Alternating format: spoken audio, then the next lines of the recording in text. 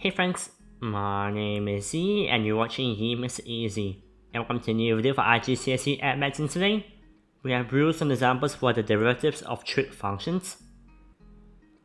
And we'll start off with some basics, but before you get into it, don't forget to leave a like, subscribe, and ring the notification bell so that you don't miss any future videos.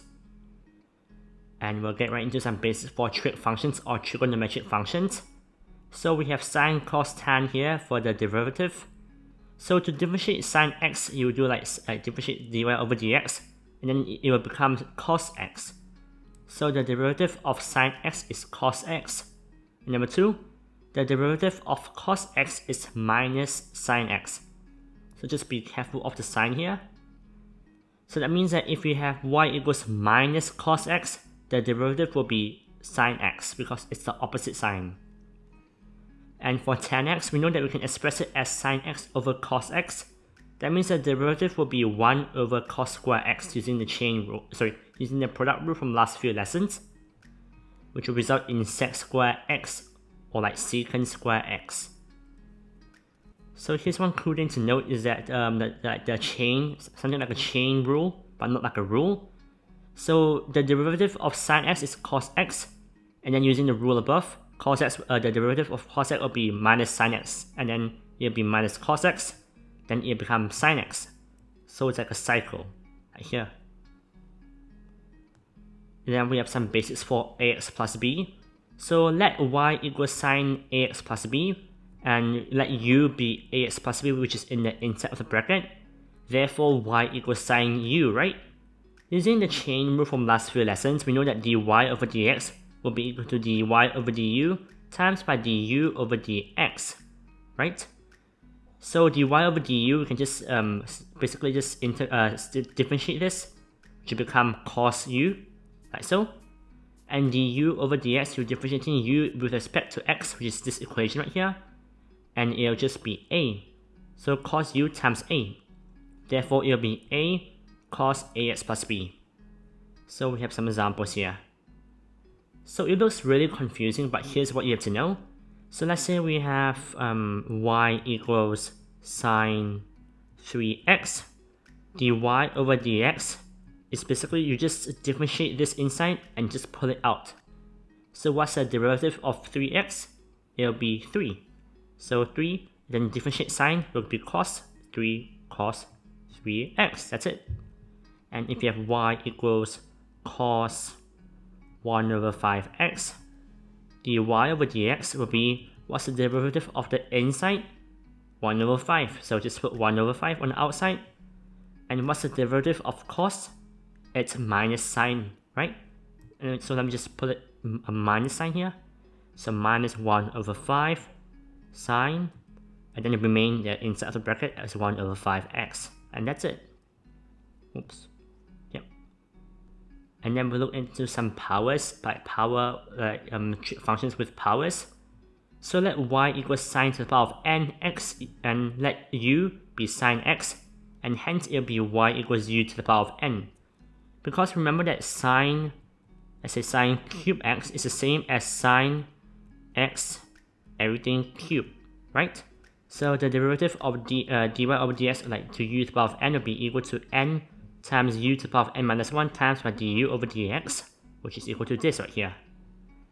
And here we have sine, cos, and tan. And it looks really confusing, so let's just try it too.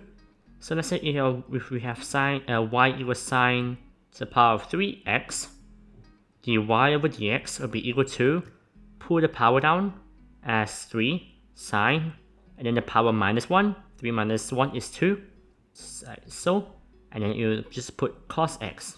And that's it. It looks a bit complicated if it's in this form, but it'll be quite straightforward. And you can combine this power rule with ax plus b rule from last slide.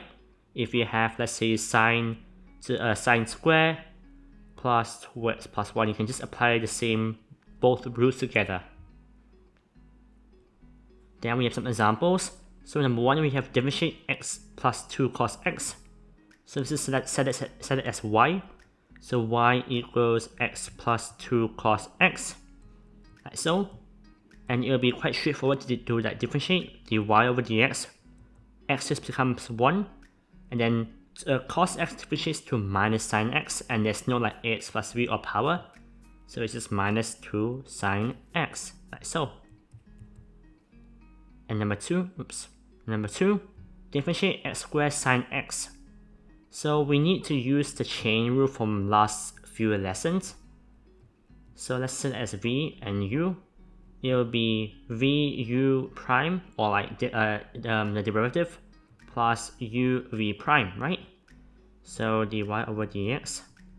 So v in this case is x squared times by u prime, which is the derivative of u or sine x, which will be cos x, plus u, which is just sine x, times by the derivative of v, which is x squared, which just becomes 2x, times by times by 2x, like so. And so we can basically just simplify it. And what I can do is that I can pull out an x, like factor out x, and then bracket. Because we know that we have 2 sine x, I can just put it first. 2 sine x plus x cos x. Let me just rewrite this. X cos plus x cos x, like so.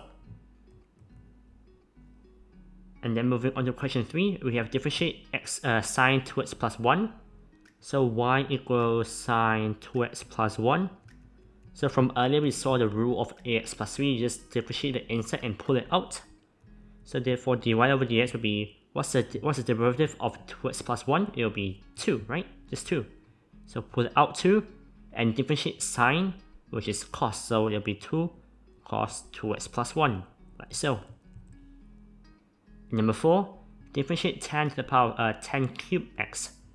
So y equals 10 cubed x. So therefore the derivative will be, you pull down the power, and then the power minus 1, and then differentiate 10x. So since it's the power of 3, you put the 3 down, and 10, the power minus 1, 10 square x. You need to do the derivative of 10x, which is sec square x. So sec square x.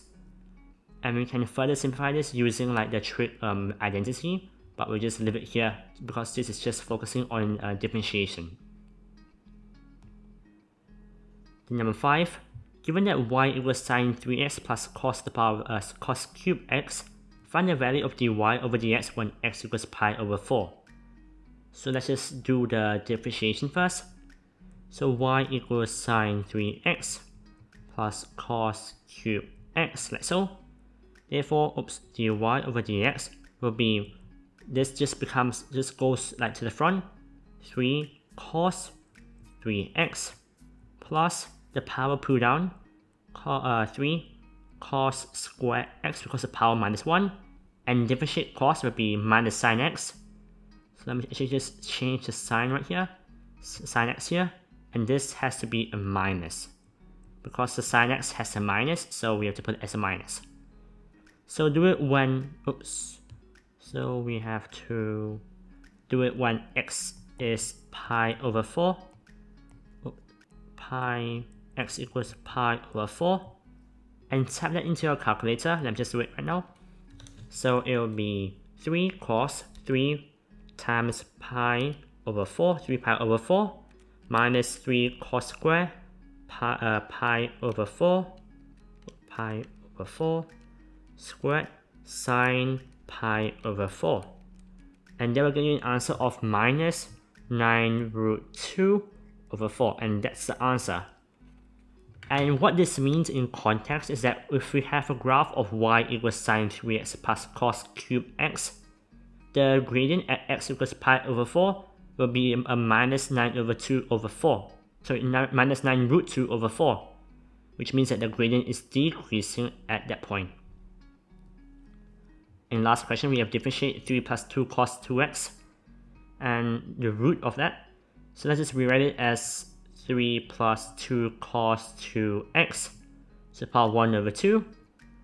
So dy over dx will be, we first have to do the chain rule and then inside the bracket, So we have to do 1 over 2 times by the derivative of the inside, and the 3 just cancels out, and you have to differentiate 2 cos 2x, and just pull the a inside the bracket out, which will be minus 4 on the outside because cos differentiates to minus sine x. So it will be minus 4 sine 2x, like so. And we're not done yet because we have to do the power minus 1. So oops, you have to times also 3 plus 2 cos 2x to the power of 1 over minus 1 over 2.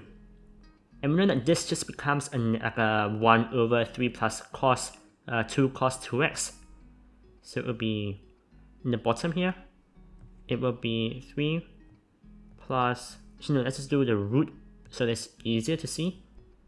3 plus 2 cos 2x, like so. 2x.